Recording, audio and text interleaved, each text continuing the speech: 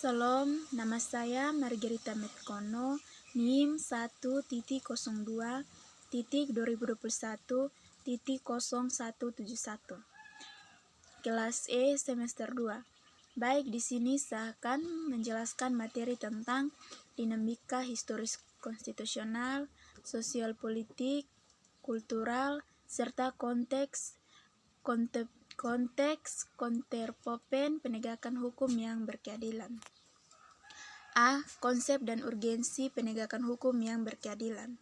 Menurut Kanerbuk dan Subardin tahun 1975, kehidupan manusia tidak cukup hidup dengan aman, teratur dan tertib. Manusia perlu sejahtera.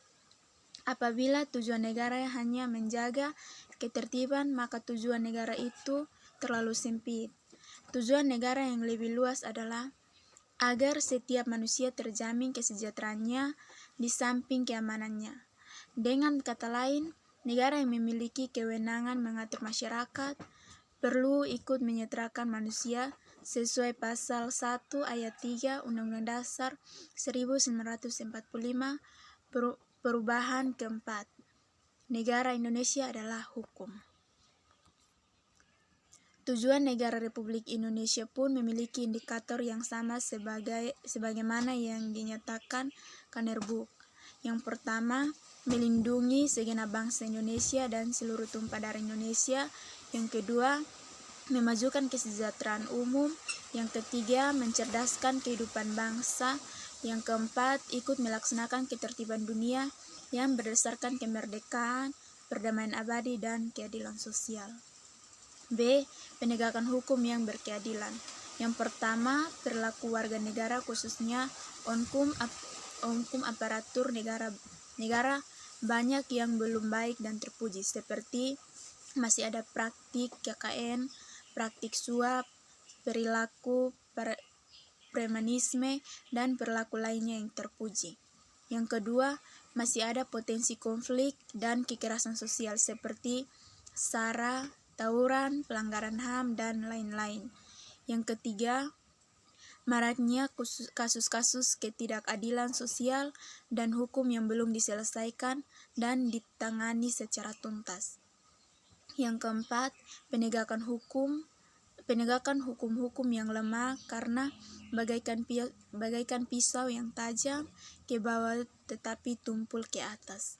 Yang kelima, pelanggaran oleh wajib pajak atas penegakan hukum dalam bidang perpajakan. C. Sumber historis, sosiologis, politis tentang penegakan hukum yang berkeadilan di Indonesia. Gustav Radibuk, seorang ahli filsafat Jerman, menyatakan bahwa untuk menegakkan hukum ada 3 unsur yang selalu harus diperhatikan, yaitu unsur yang pertama, unsur keadilan. Yang kedua, unsur kemanfaatan. Yang ketiga, unsur kepastian.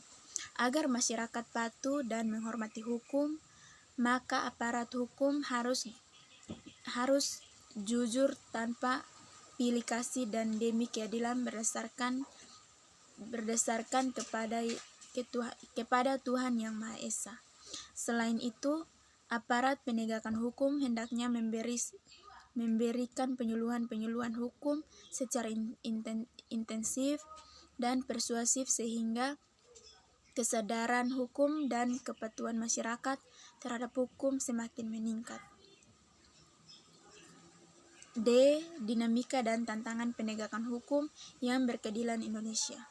Yang pertama, banyaknya kasus perilaku warga negara sebagai subjek hukum yang baik yang bersifat perorangan maupun kelompok masyarakat yang belum baik dan terpuji atau melakukan pelanggaran hukum menunjukkan bahwa masih perlu ditegakkan. Yang kedua, penegakan hukum di Indonesia dipandang masih lemah. Yang ketiga, masyarakat diharapkan pada ketidakpastian hukum. Yang keempat, rasa keadilan masyarakat pun belum selesai dengan harapan. Yang kelima, sebagaimana masyarakat bahkan merasakan bahwa aparat penegakan hukum sering melakukan hukum bagaikan pisau yang tajam ke bawah tapi tumpul ke atas. Yang keenam, apabila hal ini terjadi secara terus-menerus, bahkan telah menjadi suatu yang dibenarkan atau kebiasaan, maka tidak menutup kemungkinan akan terjadi revolusi hukum. Yang ketujuh, oleh karena itu, tantangan yang harus dihadapi oleh bangsa Indonesia saat ini adalah menghadapi persoalan penegakan hukum di tengah maraknya pelanggaran hukum di segala setara kehidupan masyarakat.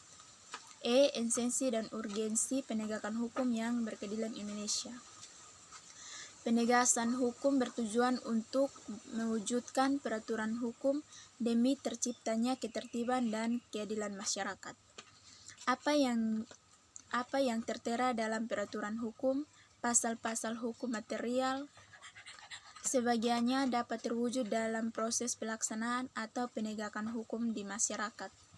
Dengan kata lain, penegakan hukum pada dasarnya bertujuan untuk meningkatkan ketertiban dan kepastian hukum dalam masyarakat sehingga masyarakat merasa memperoleh perlindungan akan hak-hak dan kewajiban.